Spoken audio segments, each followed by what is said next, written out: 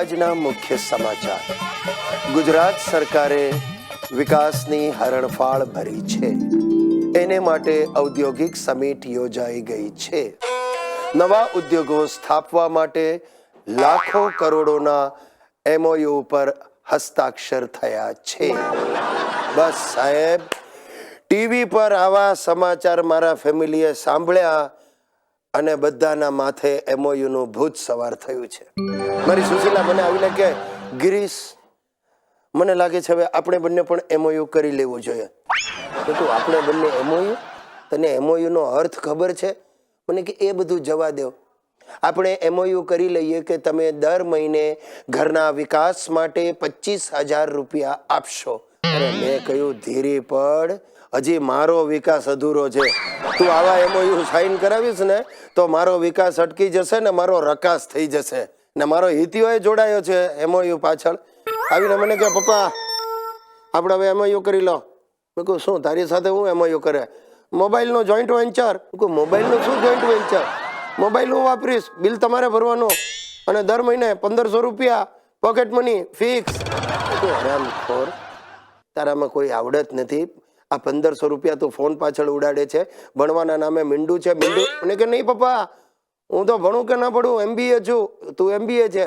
હા, મને બધું આવડે. MBA આખો ઠોકી દઈશ સાલા.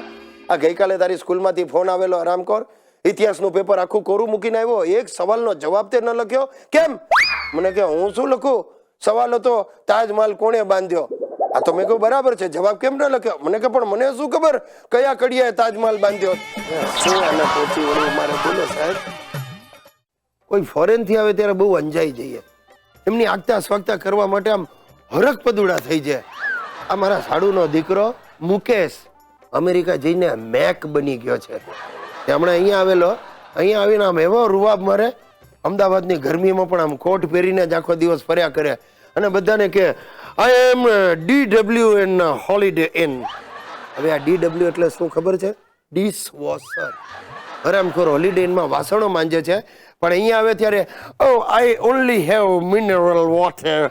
મને તમારું ઇન્ડિયનનું પાણી સૂટ નથી થતું. એટલે હરામખોર, માણા વદરમાં ગંધાતી વાવડીનો પાણી પીતો તો એ ભૂલી ગયો તો. હમણાં ગયા મહિને આ સુશીલાની કોઈક દૂરની બેન છે, એટલે મારી દૂરની સાળી સુભદ્રા, એનો ભાઈ હરજીવન ત્યાં જઈને હેરી બની ગયો છે. એ એરપોર્ટથી સીધો મારા ઘરે આવ્યો. કે ઇટ્સ સો હોટ, તમારા ઘરમાં AC નથી. I don't like it, you very poor people. હરામખોર, તું સાલા ગામમાં ફાળો ઉઘરાવીને અમેરિકા ગયો તો અને અમને કે છે પુઅર પીપલ. તે મેં પૂછ્યું, હેરી, what do you do there? તો મને કે, I am a cleaning operator. હવે ક્લીનિંગ ઓપરેટર એટલે શું? અમેરિકાના એક નાનકડા ગામમાં પશુઓના દવાખાનામાં ઝાડુ પોતા કરે છે આ હેરી. અને મને કે, આઈ એમ ક્લીનિંગ ઓપરેટર. ત્યાં ગાયોના પોદળા ઉપાડે છે અને અહીંયા આવીને કે, ઇન્ડિયા ઇઝ સો ડર્ટી.